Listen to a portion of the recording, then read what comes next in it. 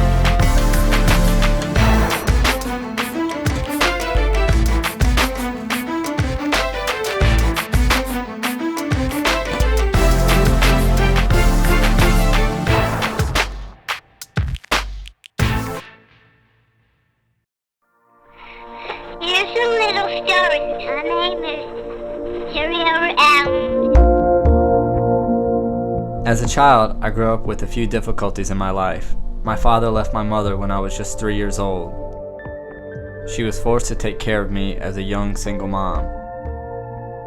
I was also a kid with severe asthma. I spent many years of my childhood taking allergy shots, sitting in hot steam showers, and taking different treatments just to be able to breathe.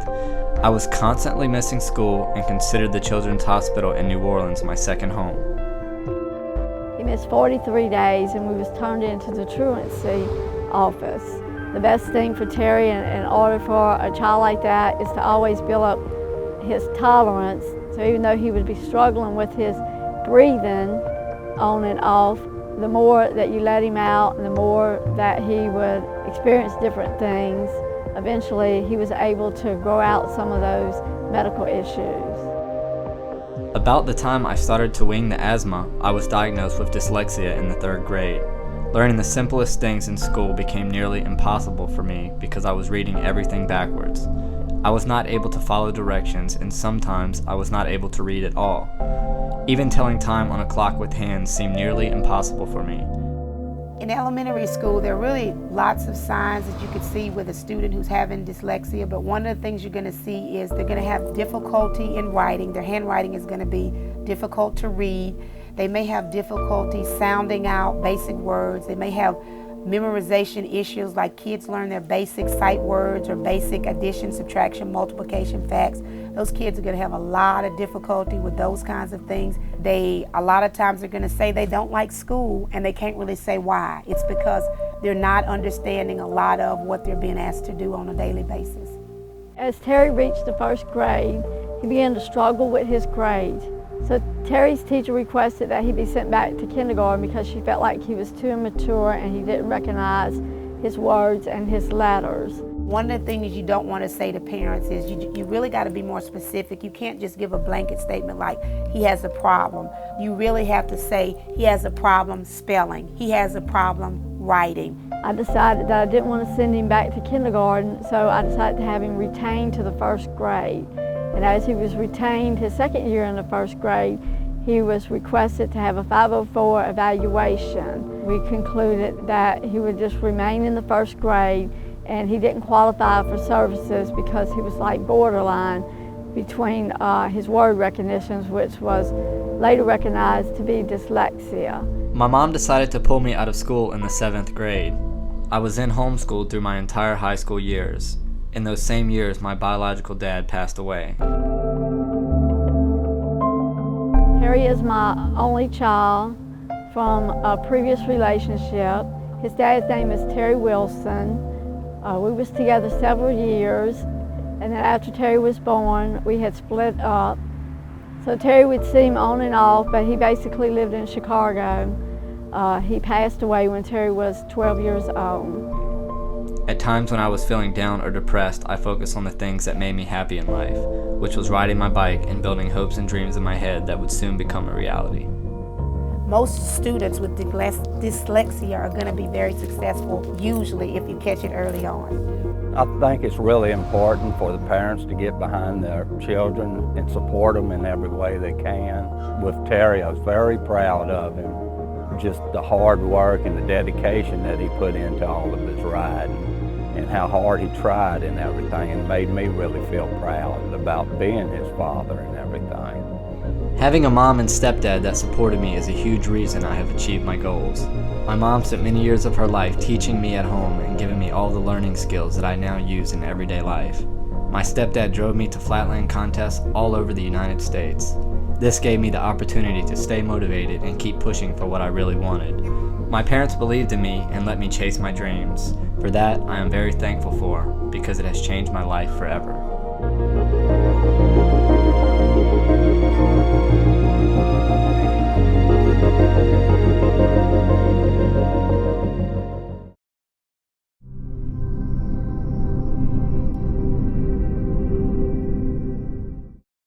To help Flatland grow, getting media coverage in magazines is very important.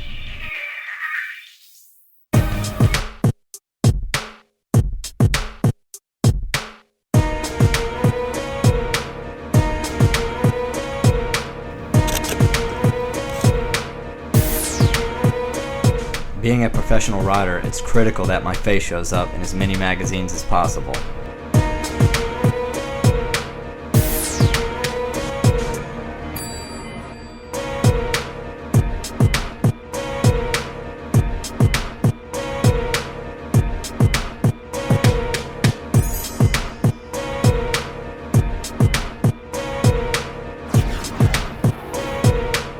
Terry wanted the most epic photos you'd ever seen, and so me and him set out to just compile the most epic and amazing flatland photos and unique flatland photos that anybody had ever seen.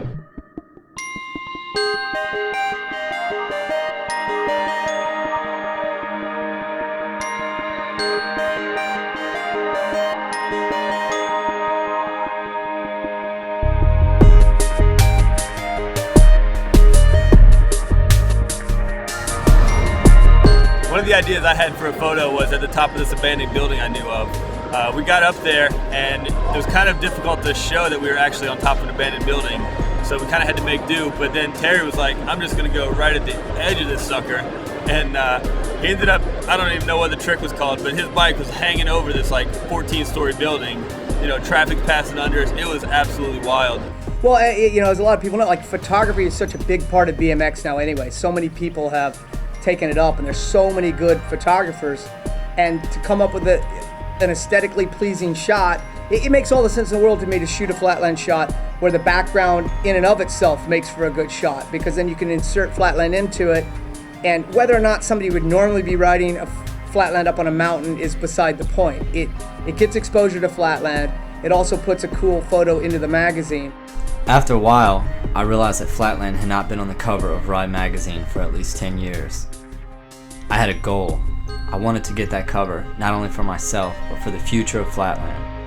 It all started with an email to the head photographer of Ride magazine.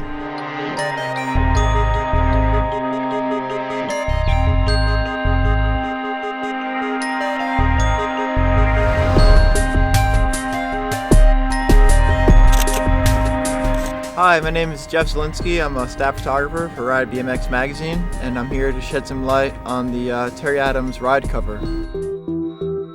About a month prior to the actual shoot, Terry sent me an email telling me that he had a new trick that was pretty wild, and he's like, you know, what do you think the odds are of getting a cover? And our usual policy is just like, well, we can never guarantee anything until we shoot the photos and see what happens. So regardless of that, anyway, I told him, yeah, well, you know, come out and we'll just shoot it and see what happens. You know, you never know where it may end up.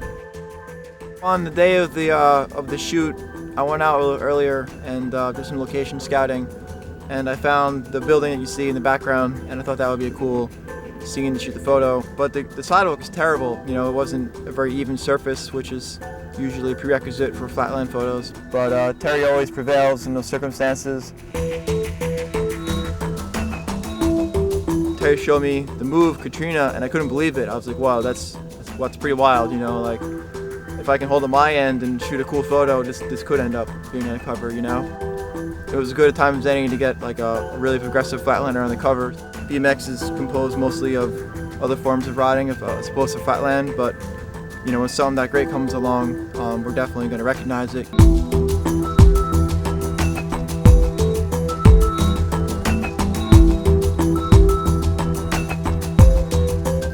Perfect. That cover was really visually stimulating to me. Like, I looked at it multiple times during the day. I had it in front of my television on the coffee table. I saw it first thing when I woke up, you know. It was something that inspired me, deeper than the trick and the colors too, but you know, those were what grabbed me, and I think they would grab a newcomer too, someone that wasn't necessarily a flatlander. They would see that and be curious and want to be a part of it or get into it, you know. When I got the magazine in the mail and saw the cover, I was so stoked because you hadn't seen flatland on a cover in ages. As with any kind of professional sport, there's two sides to it. There's the actual activity, the sport itself, and also the business side of it. And Terry has shown like not only dedication in trying to do tricks and progress at riding, but also progress at the business side of it. He's always ready to do shows. He's always ready to set up the photo shoot or the video shoot. He's always ready to take flatland where it's never been before.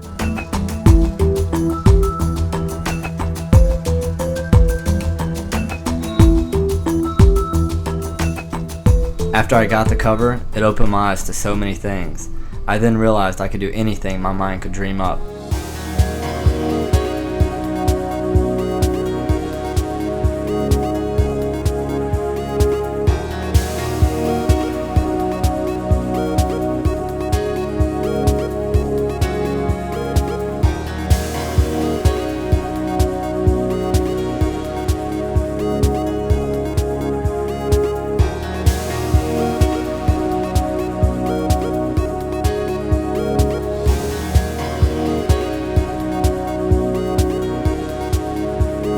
Anything I could dream up was destined to come true if I believed it could happen.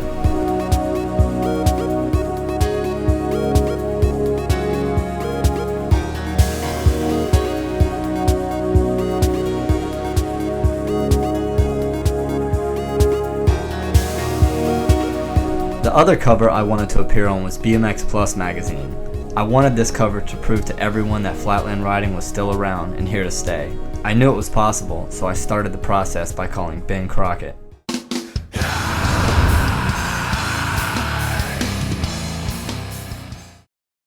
One of the most important aspects for a rider or a company is to get the cover. We get a lot of companies calling and going, what do we got to do to get the cover? And I tell them all the same thing. It can be the biggest company in the world, or it can be the smallest no-name rider in the world. It's always just about producing a good photo, a cool new trick. I want to do a cover because the image warrants the cover. It's an image, it's a cool photo that people look at it and makes them want to pick up the magazine. As an editor and a photographer, that's my job. I got to make people want to pick up that magazine. Terry called, said, I want to shoot something, but we weren't going out to shoot for the cover. We were just going out to shoot a good photo. And so we drove all over the place trying to find anything. Cool wall, cool graffiti, cool landmark, a structure, anything that's kind of a cool backdrop, which is one of my favorite things about shooting flat, is you can take it to any place that's got a cool background and make it look good. The trick he was doing, he'd only pulled off once or twice, and after seeing him try it once, I knew it would definitely had some photo potential. When we went to shoot it, generally the hardest thing with flatland specifically, and most tricks in general, is catching the trick at peak action, which for this trick specifically, it was catching Terry when he was completely off the bike. His feet were off the bike, hands not quite grabbing the seat yet, and his other arm is thrown back, full extension. Getting that image, we shot this trick probably 50 times, and he crashed probably about 48 times, and the one time he stuck it was the one time we got perfect extension completely off the bike, which is really lucky, just catching it that split second, and that's all you can do, shoot a lot of photos and hope you catch the right one at the right time, and it worked out. So when we started building the cover, it was a really big issue for us because it had our Rider of the Year, buyer's guide, the beginning of our Olympic points chase coverage. So it was a really big issue for us, and I don't want to say it was a gamble because I was really into the image, but it was taking a reach. It was kind of getting outside of our comfort zone as far as street and dirt jumping covers, to do something different on an issue that is proven to be one of our top sellers. And ultimately, just by giving me a phone call, we went out and shot this in an afternoon. Took us about an hour and a half, and it ended up being one of our biggest sellers in recent history. Just blowing all of our other covers out of the water, which was awesome. Which was, it was a great turnaround for us, and it was brought around by nothing more than calling up and saying, "Hey, let's go shoot a photo." Like within the BMX industry, Flatland is only like 5%. It's a small percentage of the whole industry.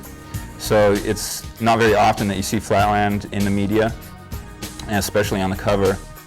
To see Terry take it to that level, not just with like something that had already been done, What I noticed was that he had this goal, and he decided that he was going to do a new, innovative, creative trick that looked cool on the cover, and he accomplished that goal, and that's real motivating to me. Terry's taken the Flatland world by storm. You see him everywhere on adverts on TV and stuff, magazine coverage. It's awesome that somebody can contribute to the scene like that. We need more people like that can share their passion and enthusiasm, just share it with people. It's awesome. It probably inspires people to keep riding and progressing, which is exactly what you need.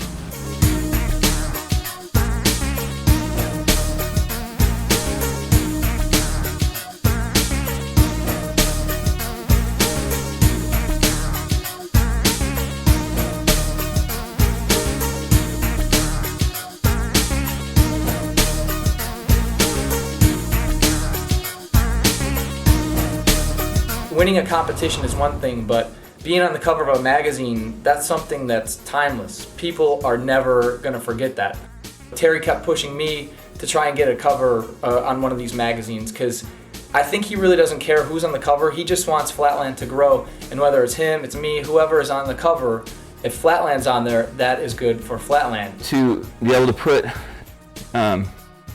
something into this small part of the industry and just give it a positive light, something that could attract other people to it, I think was really cool, man, and it's going to benefit Flatland, you know, in the long run. Every time a Flatland image appears in a magazine or on a TV screen, or every time somebody does a show or a performance or a contest goes down, it's going to help Flatland grow. And Terry has shown the utmost dedication and motivation to get Flatland as many places as possible.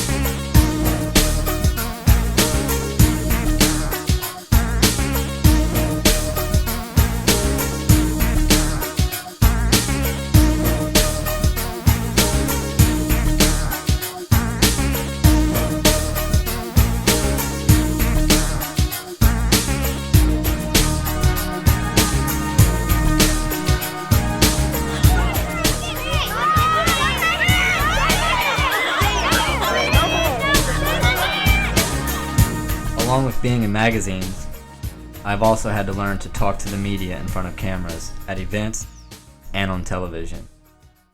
I thought being married to a pro BMX rider was going to be this fun, exciting, high energy life, but it's really a lot of late night practicing, trips 3 times a week, never seeing him, and when he's home, he's practicing morning, nighttime, when I get home from work. So really, it's kind of a lonely life because he's always on the road, he's always practicing. Being a professional athlete, it's very important that you sell your image to the public. Building a name for myself took many years of media coverage and interviews, but after a lot of hard work, I've built a name for myself in this industry. I'm very proud to be in the position that I'm in. I'm able to ride my bike and get paid for it. For me, this is a dream come true.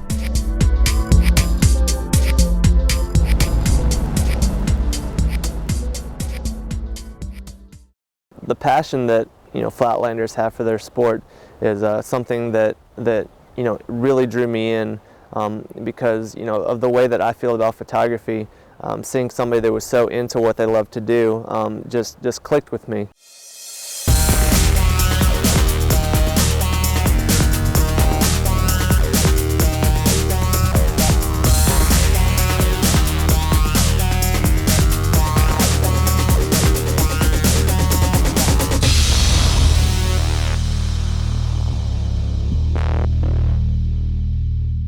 I emailed Terry and wanted to shoot him for a series I was doing, ironically, called Dreams.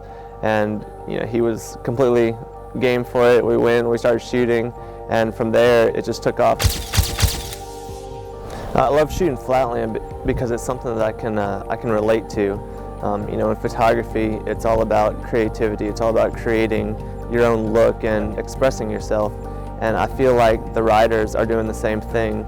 You go to these contests and you see them, and they all have their own different style, and they all have their own different tricks that they create. I can't think of anything better than to be shooting somebody who's creating their own thing, who's living what they're doing, and then being able to collaborate with that and put my view into their view, and just have just a great picture showing two lives and two lifestyles that are put together into one image. One of my favorite shots that Terry and I did was for an article about Terry Adams at home, and the particular photo is one of him cutting his grass, and he's on his bike pushing his lawnmower.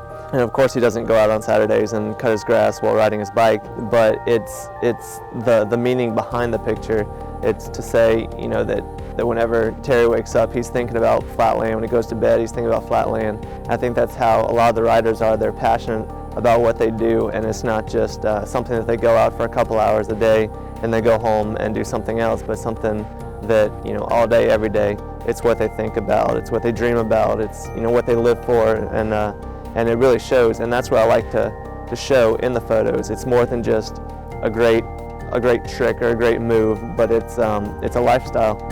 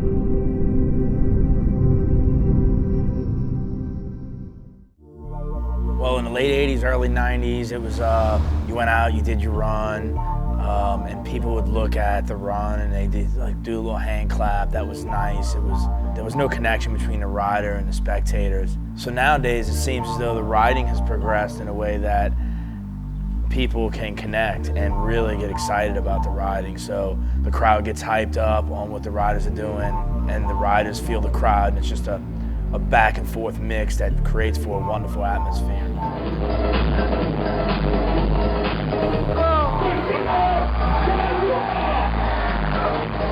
Because of flatland contests, I have been given the opportunity to go all over the world.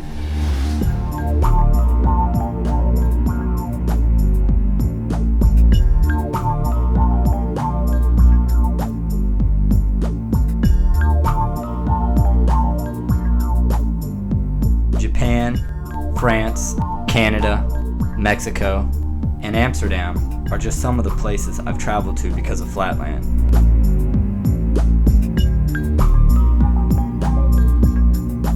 Flatland freestyle is like a universal language where you can meet guys from other countries that you would never meet. Flatland can be found like all around the planet. To be involved in the sport today, no matter what discipline you ride, there's so many people that are good, there's so many contests, so much going on. The sport's as big and as good as it's ever been. I have a lot of pressure on me because my sponsors need me to place well.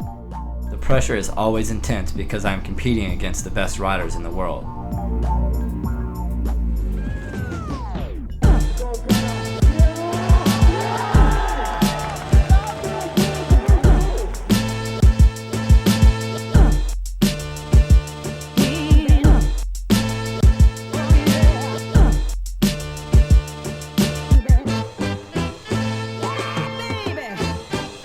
Terry's a very hard guy to compete against in the way the battle format works these days. I really think it helps really the competition to be good when we battle together, because the crowd, the rider, it gives the competition as another aspect.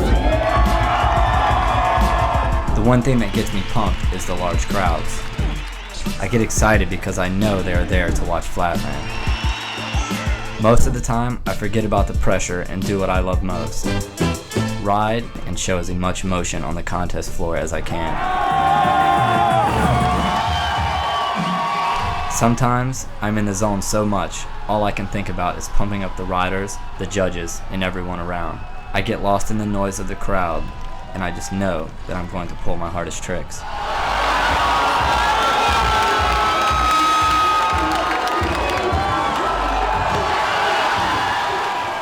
Some of my greatest moments in life have been from being on the contest floor and doing what I love, riding flatland.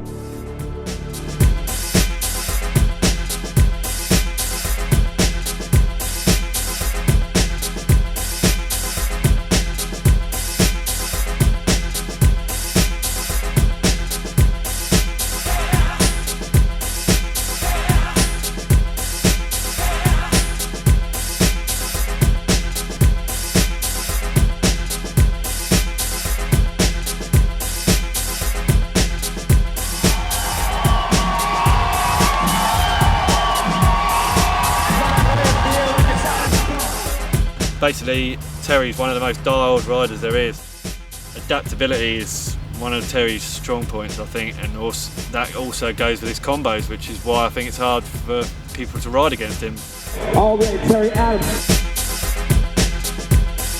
Believing in yourself is just as important as practicing for a contest.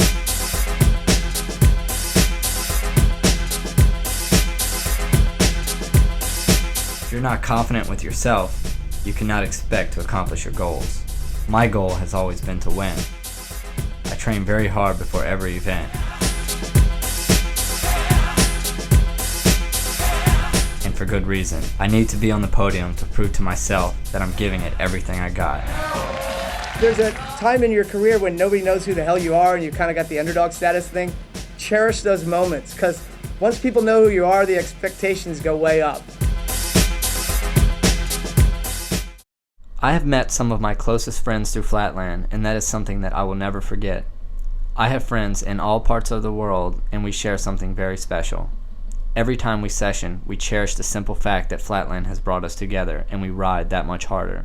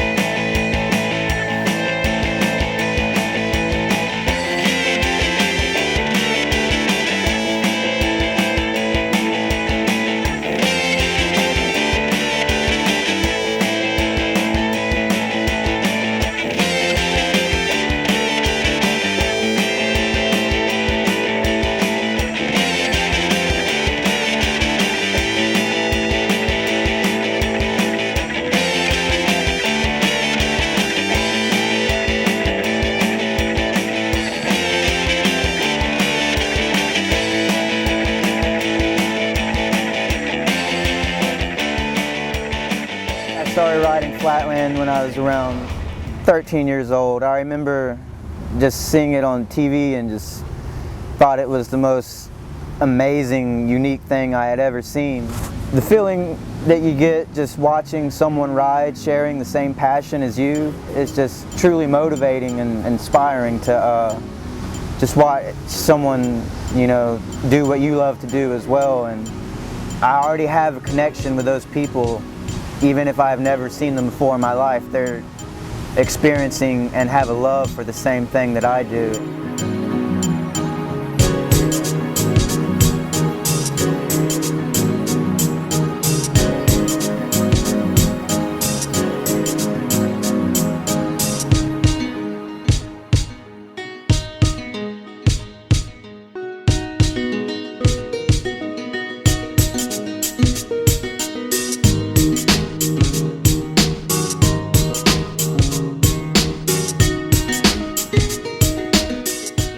One thing about Flatland that's really cool is you make your connections. So, you know, we all have friends around the country and around the globe.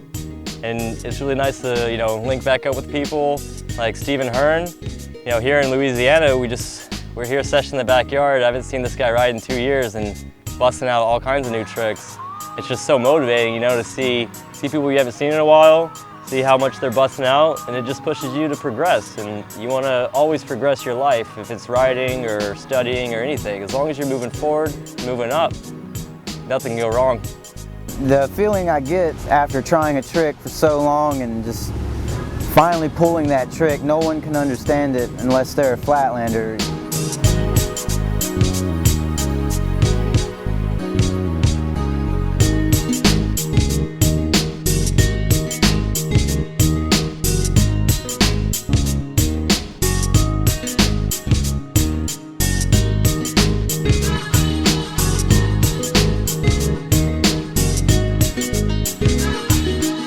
Sitting out in a parking lot, riding all day, you know, to some people may seem crazy, but to a Flatlander, it's, you know, it's life. It's what, you know, I feel it's what I'm here for, and I'm sure that's how other Flatlanders feel too. Flatland's such an interesting and diverse sport, you know, because all of us, we come from different backgrounds, different ways of life, different upbringing, and here we are, all doing tricks on bikes and having fun, you know. That's what it's about. It's all about hanging out with your friends, doing tricks, having fun.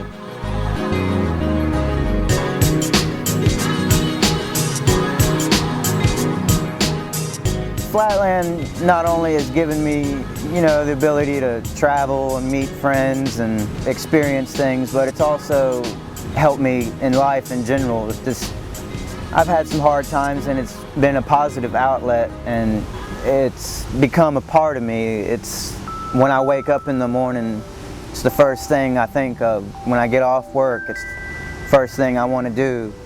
And I dream about it at night, and just experiencing Flatland, you know, I'm so thankful for it. Another interesting thing about Flatland is how many different directions you can take your riding and your lifestyle and how it's going to influence how you live. Riding Flatland for 10 years is show you can do anything you want. And when you open up possibilities in your mind, then there's no limits. You can do anything you want.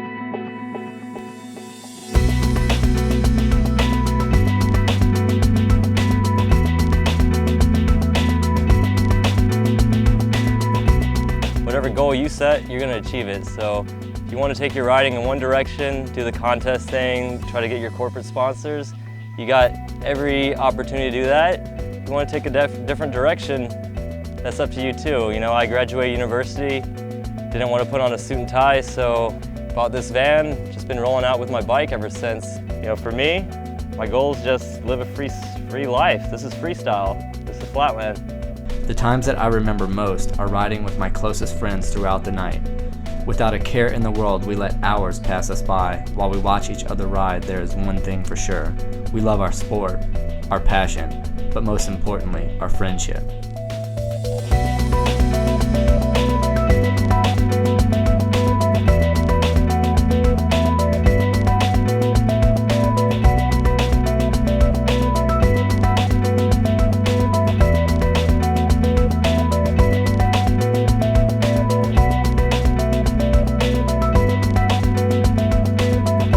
Watching an artist paint in front of you is the only way I can describe the feeling of watching Flatland in person. Taking turns and staring at my friend ride, I can feel his undenying love, his strength, and his determination for Flatland.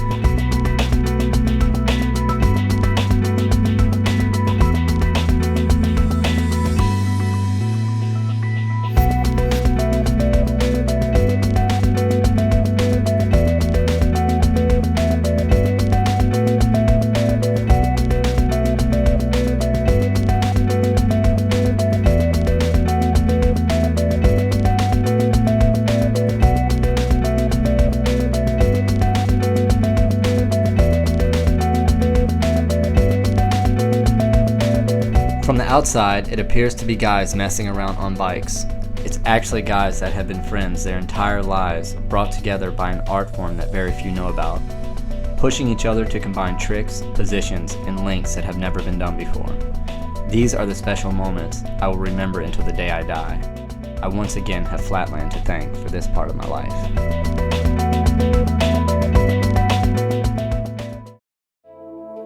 It's not all about practicing for contests. I do love to go out and ride for the reasons that got me into Flatland.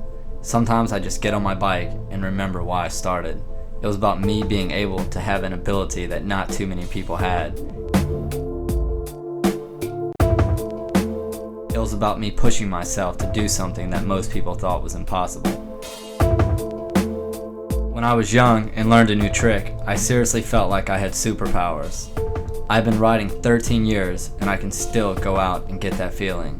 It's one thing to have a hobby and do it whenever you get the urge, but what I have for Flatland is a passion. It runs in my veins and pumps through my heart, and that shows every time I ride.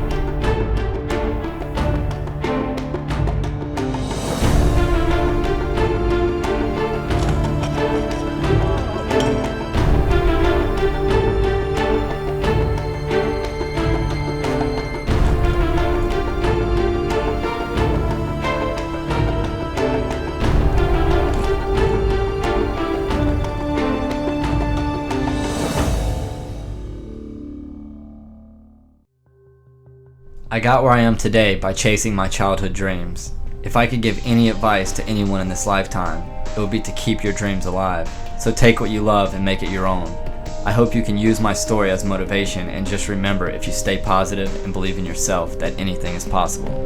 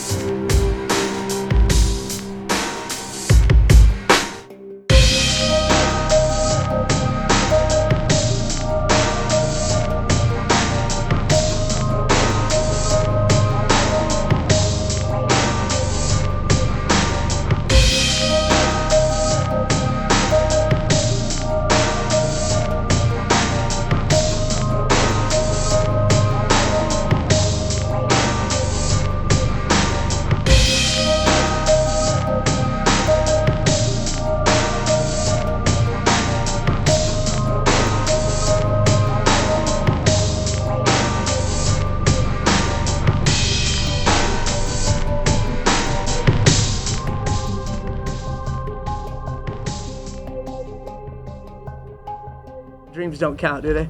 They don't count. Not unless you make it come true.